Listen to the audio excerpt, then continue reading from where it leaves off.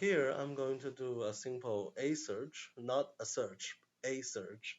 So far we have done uniform cost search, which is a priority queue based on G, the cost so far, and greedy search or best first greedy search, which is based on the heuristic or the expected, I mean, estimated future cost.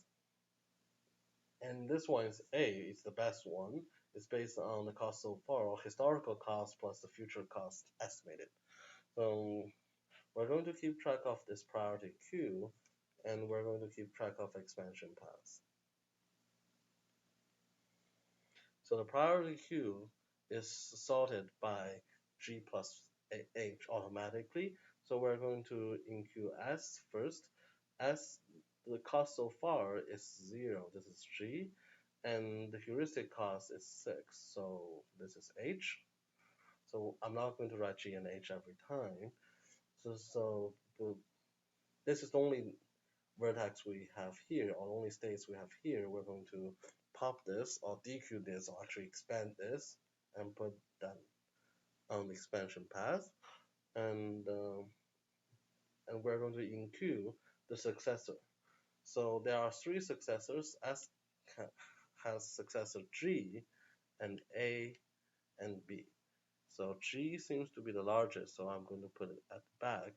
So the cost so far is 9 and heuristic cost is 0. So add them up. And the next one I think is B. So let's put B here. So B is, the cost so far is 1 and the heuristic cost is 6. And at the end, I'm going to enqueue A. The cost so far is 2. The heuristic cost is 0, which is wrong. But it is 0, so I'm going to add 0. So the next thing, we're just going to enqueue from the front of this queue, and sorry, I should say dequeue from the front of the queue, or expand A or dequeue A and put that on the expansion path. And when we dequeue A, we're going to enqueue its successors, which are C and D. So the cost for C, cost so far is from A is 2 plus the new cost is 2. So 2 plus 2 plus 4, which is 4 plus 4, which is 8. So C is something here. So I'll write 4 plus 4. And D will be cost so far is 2 plus 3. And the cost in the future is 6. So D is actually here. So 5 plus 1. By the way, 1 is incorrect as well. But in any case, it is H, it's our best estimate. So we'll use this. And now the next thing seems to be D actually. So I'm going to expand D, and the only successor for D is G.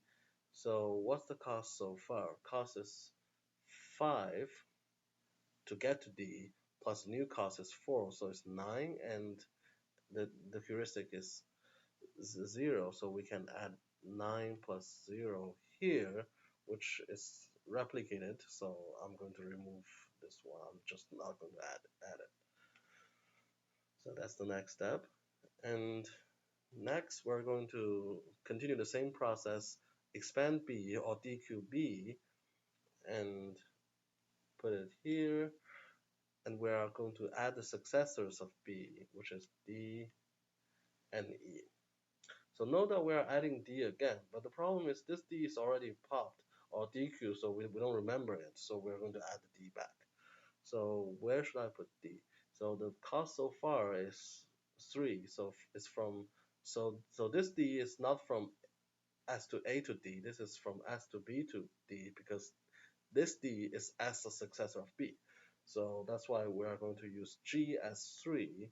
So this D has G equal to 3 and H is still 1. So D is actually here. So D is 3 plus 1. And we also have E.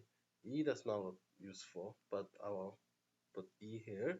So far is 5, and the heuristic is 10, so it's not relevant at all. But I'm going to put it at the end. So next, let me change a color. Next thing, where are we? So D, now there's another D. So I'm going to pop this D or DQ or expand this D, put it on the expansion list, and D to G. So now this D is from S to B to D, which the total cost is 1 plus 2 plus 4, which is 7. 7 plus H is 0. So this G is slightly better than this G. Actually, 7 plus 0, so G is 7 plus 0. So you put it here. It's up to you again whether to get rid of the same thing in the priority queue with a larger cost. So what I'm going to do is I'm going to get rid of this. So now we have a queue with G, C, and E. So G is the smallest one now. So finally we can pop G. And when we expanded G, we know we reached the goal. So we will stop here. So that's why the expansion path is SABDG.